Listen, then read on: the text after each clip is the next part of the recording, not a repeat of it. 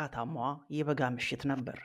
ለሳምንታት ያህል ከተማዋ በከፍተኛ ሙቀት ወላፈን እየተለበለበች ነበር። መንገዶች ጭር ያሉ ነበሩ። ሉቮርንም ከመቼውም ጊዜ የበለጠ ጸጥ እንድትል አድርጓታል። ማንም ወደ ውጭ መውጣት አልደፈረም። ነገር ግን ለአንድ ሰው ምርጡ ጊዜ ነበር። በዚያ ምሽት ታዲያ የክፍለ ዘመኑ ዝርፊያ ተፈጸመ። ሞናሊዛን ከሉቮር ቤተ መዘክር ሰርቆ ከከተማው ጠፋ። ከዚያም በዓለም ዙሪያ ምርመራ ተጀመረ። የፈረንሳይ ፖሊስን ለ2 ዓመታት ያህል የሐሰት ጥቆማ የጥንቸል ጉድጓድ ውስጥ መራቸው። የዋሽታ ሆኖ በስተመጨረሻ ምስጢራዊ ደብዳቤ ወንጀለኛውን እስኪገልጥላቸው ድረስ። ታዲያ ያ ሰሞን ሞናሊዛን እንዴት እንደሰረቀ፣ እንዴት ሊያመልጥ እንደቻለ እና በመጨረሻ ከተወሰኑ ዓመታት በኋላ የተገለጠውን አስገራሚውን ዝርፊያ በዝርዝር እናቀርበዋለን። ተከታተሉን። መልካም ቆይታ።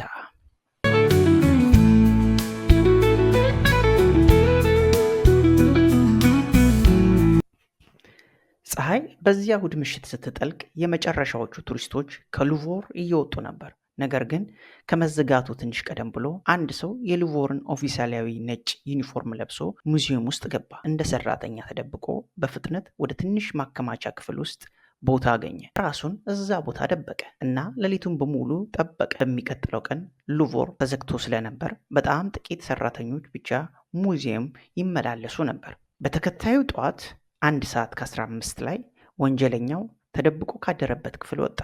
ማንም በአቅራቢያው ሳይኖር በፍጥነት ወደ ሳሎን ተጋዘ። እናም እዚያ ግድግዳ ላይ ሞናሊዛ ነበረች። በዚያን ጊዜ ሞናሊዛ የራሷ ክፍል አልነበራት እና እንደ ዛሬው ዝነኛም አልነበረች። ታዲያ ማንም በአቅራቢያው ሳይኖር መሰላል ወስዶ መሰላሉ ላይ በመቆም ስዕሉን የተሰቀለበትን ብሎን መፍቻ በመጠቀም ፈታው። ስዕሉን ከመከላከያው ፍሬም አውልቆ በነጭ ወረቀት ሙሉ በሙሉ ሸፈነው። እናም ወደ አቅራቢያው ባለው መውጫ በር ተጉዞ ሄደ። ነገር ግን ወደ በሩ ሲደርስ ተቆልፎ ነበር። በዚያው ቅጽበት ሉቮር ሙዚየም ውስጥ የነበረው የቧንቧ ሰራተኛ ካልገመተው ቦታ ብቅ አለ። ታዲያ የቧንቧ ሰራተኛው ይህንን ሰው የሉቮር ሰራተኛ ነው ብሎ ገመተ። ወዲያውኑ በሩን በመክፈት ረዳው። ዘራፊውም በፍጥነት ሰውየውን ስለረዳው አመስግኖ በፍጥነት ወጣ። ወንጀለኛው ሞናሊዛን በክንዶቹ ስር ይዞ ከከተማው ጠፋ። ታዲያ ይሄ ዝርፊያ በጥቂት ደቂቃዎች ውስጥ ተጠናቀቀ። ነገር ግን ስዕሉ እንደተሰረቀ ማንም አላወቀም ነበር። ሰዓታት ተቆጠሩ። በስተመጨረሻም ከ20 ሰዓታት በኋላ የሞናሊዛን ስዕል መሰረቁን ተረዱ። በአጠቃላዩ 24 ሰዓታት ፈጀ የስዕሉን መሰረቅ ለመረዳት።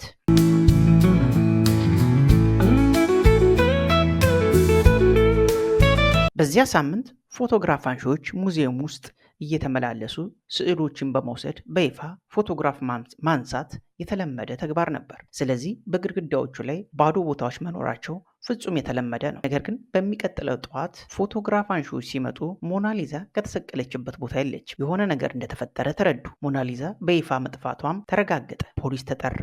የመርማሪዎች ቡድን ወደ ሙዚየሙ መጡ። ፈረንሳይ ድንበሮቿን ሁሉ ዘጋች።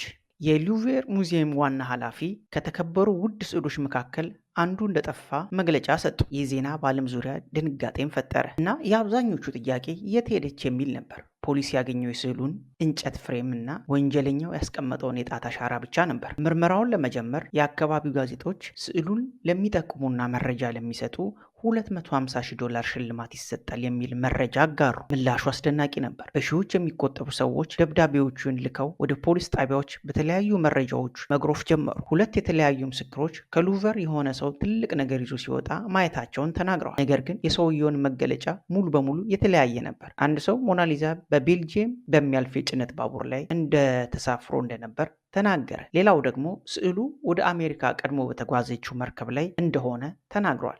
ነገር ግን ምናልባት በጣም ተስፋ ሰጪው ተጠርጣሪ ታዋቂው አርቲስት ፓውሎ ፒካሶ ነበር። ፒካሶን የሚያውቀው ጸሐፊ ወደ ፖሊስ ደብዳቤ ጻፈ እና በርካታ የኢቤሪያ ሐውልቶች ከሉቮር እንደሰረቀ ተናግሯል።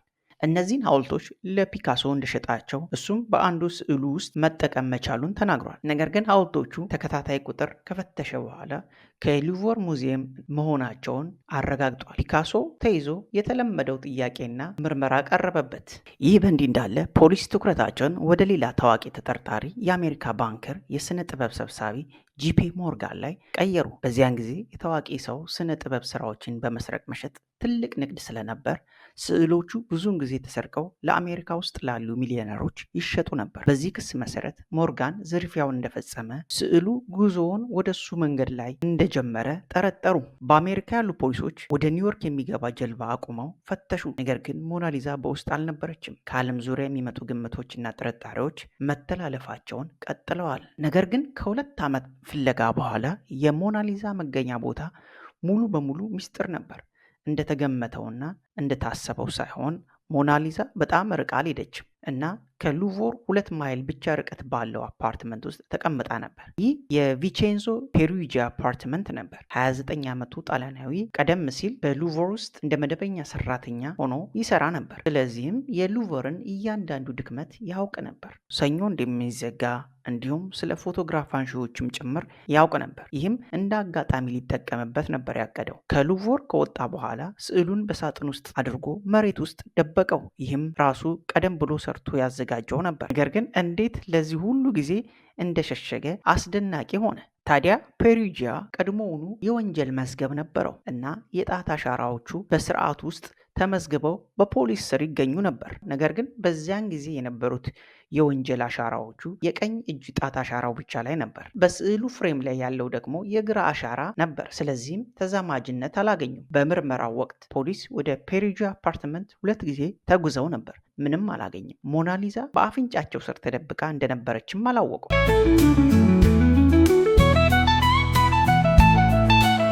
ፔሩጂያ በጣም ቀላል የሆነ ዘርፊያ ነበር የፈጸመው። ነገር ግን ስዕሉ ከወሰደ 2 ዓመታት ተቆጠረ። በኋላም ፔሩጂያ ስዕሉን ከእጁ ለማውጣት ፈለገ። ወደ ፍሎረንስ ያለ ስም ደብዳቤ ለአንድ የሥነ ጥበብ ነጋዴ ጻፈ። ይህም ዳቪንቺ ድንቅ ስራውን የሳለበት ከተማ ነበር። በደብዳቤ ውስጥም ሞናሊዛ በእጁ እንዳለች ተናግሮ ስዕሉን ወደ ቤቷ መመለስ እንደሚፈልግ ይገልጻል። ደብዳቤውም በሊዮናርዶ ስም ፈርሞ ወደ ፍሎረንስ ቀጣዩን ባቡር ወሰደ። የሥነ ጥበብ ነጋዴውና ተባባሪው ስዕሉን ለመለየት በሆቴል ፔሩጂያን ቀጠሩት። ፔሩጂያና የሥነ ጥበብ ነጋዴዎቹ በሆቴል ውስጥ ተገናኙ። በስተመጨረሻም ፔሩጂያ በሩን ከቆለፈ በኋላ ሳጥኑን በማውጣት በሳጥን ውስጥ ያስቀመጠውን የሞናሊዛን ስዕል ከፍቶ አሳያቸው። በእርግጥም ሞናሊዛ ነበረች። ስዕሉን የበለጠ ለመለየት የሥነ ጥበብ ነጋዴዎቹ ወደ ስቱዲያቸው ወሰዱት።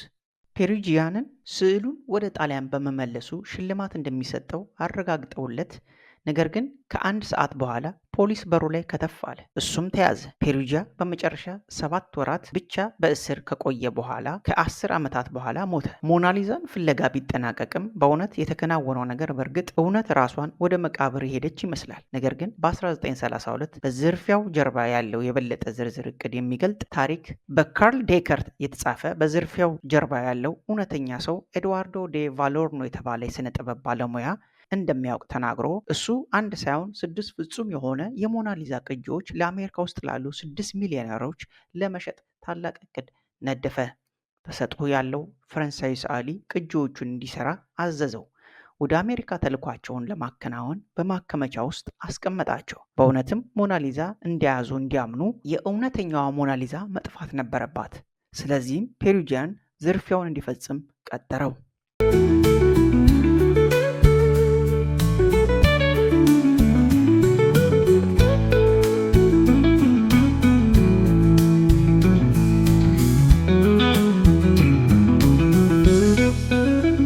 ሞናሊዛ ጠፋች የሚል ዜና ሲሰራጭ ስዕሎቹ ለገዢዎች ተሽጠዋል እና ተሳታፊዎቹ 3ቱን በ$90 ሚሊዮን ገዝተዋል። ታዲያ ከዚህ ዝርፊያ የተረፈችው ሞናሊዛ በተለያዩ ጊዜያት የተለያየ ጥቃት ሙከራ ደርሶባታል። አንድ ሰው አሲድ ገልብጦባታል በሚያዝያ ወር። በዚያው ዓመት ዲሰምበር ላይ ሌላ ሰው ድንጋይ ወርውሮባታል።